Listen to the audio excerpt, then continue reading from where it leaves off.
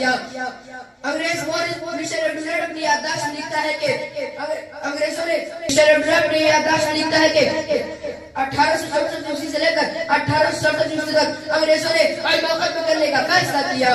یہ 3 سال ہندوستان کی تاریخ میں بڑے المناک رہے. ان 3 سالوں میں انگریزوں نے 14,000 علماء کو تخت دار پر لٹکا دیا. کام سنگھ کہتا ہے کہ دلی کی چاندنی چوک سے لے کر خیبر تک کوئی ایسا درخت نہ تھا جس کو علماء گدر لٹکی ہو. کام سنگھ کہتا ہے کہ علماء کو جسموں کو تانبے سے داغا گیا. کام سنگھ کہتا ہے کہ علماء کو سورہ کار میں بند کر جلتے تندوروں میں ڈالا گیا. کام سنگھ کہتا ہے کہ علماء کو ہاتھی پر کھڑا کر درخت سے باندھ کر ہاتھی کو نیچے جلا دیا گیا. کام سنگھ کہتا ہے کہ انگریزوں نے لاہور کی شاہی مسجد کے ذہن میں پھانسی کا بندہ بنایا تھا. اس میں ایک دن 80 علماء کو پھانسی دی جاتی تھی. کام سنگھ کہتا ہے کہ لاہور کی دریا راوی میں 80 علماء کو گولی بڑھ کر ڈال دیا تھا اور اوپر سے گولی کا نشانہ بنا دیا تھا. کام سنگھ کہتا ہے کہ جب میں دلی اپنے خیمے میں گیا تو مجھے مردار کی بدبو محسوس ہوئی. جو میں خیمے کے پیچھے چلا گیا تو دیکھتا ہوں کہ آگ کے انگارے دہک رہے ہیں اور 40 علماء کو اتار کر اس میں ڈال دیے گئے ہیں. میرے دیکھتے دیکھتے 40 اور علماء کو بلایا گیا اور کہا گیا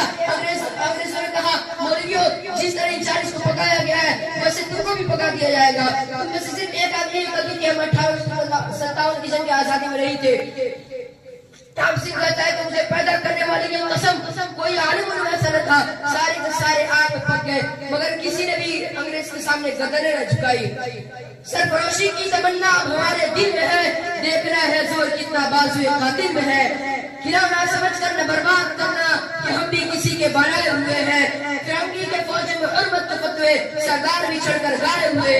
سج آزادی کو پھول دے کے سیجا پھل اس کے پکنے کو آئے ہوئے ہیں. لیکن کتنی بربادی مقدر میں تھی آبادی کے بعد.